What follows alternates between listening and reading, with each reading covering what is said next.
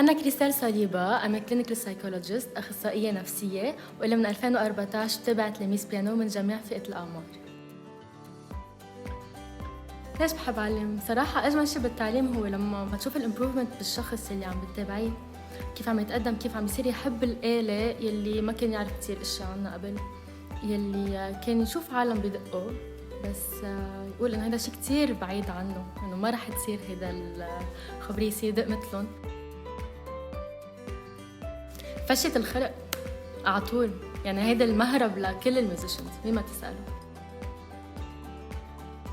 أنا بركز على شغلتين إجمالاً. أول شغلة كتير بتهمني، بركز على اليا، على العلاقة اللي بتكون بيني وبين التلميذ اللي عم يتعلم، ما تكون أكتر قصة أستاذ وتلميذ، بينما يكون الشخص الآخر مرتاح إنه يسأل، مرتاح يغلط، مرتاح يعيد، ما يكون في هالخوف إنه أنا عم بعمل أغلاط في performance قدام اللي بنسميهم نحن أساتذة. تاني موضوع أنا بسميها التكنيك البيانو جينيرينج، لأنه بركز على التكنيسيتي تبع التعليم، على التكنيك كيف الواحد يتعلم، كيف سهل، يكون معلق على خبرية، منوقف نركز عليها، أعيد، طلع، فكر فيها هيك، شوفها بهالطريقة، بشتغل على الكينستيزي، بشتغل على الفيزيوال، بشتغل على السمع، بشتغل على الأصابع وعلى ما بعرف كيف بيطلعوا يعني، بس بقله بيانو جينيرينج.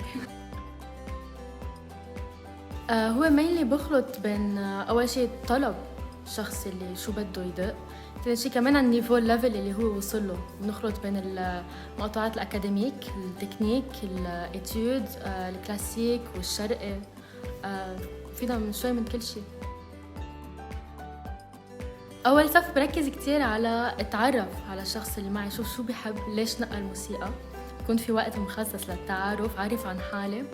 برجع من بعدها بعمل مقدمة عامة شاملة عن البيانو وعن النظريات الأساسية للموسيقى. بركز كتير إنه السيشنز أو الصفوف يكونوا مرحين، لحتى بصيروا بالآخر التلاميذ إنه يلا أي متى تاني صف إنه ناطرين ومناطرة. ما تكون واجبات عندكم تمرين، إنه تكون شيء أكتر فن وأنا بحب أعمله واسايد، لانه بس يصير خبيه مجبور تحسين انه مجبورين انتم تعملوها، ما بتكفوا. انا كريستال صليبة، واذا حابين تتعلموا بيانو نطرتكم على دكاتو.com.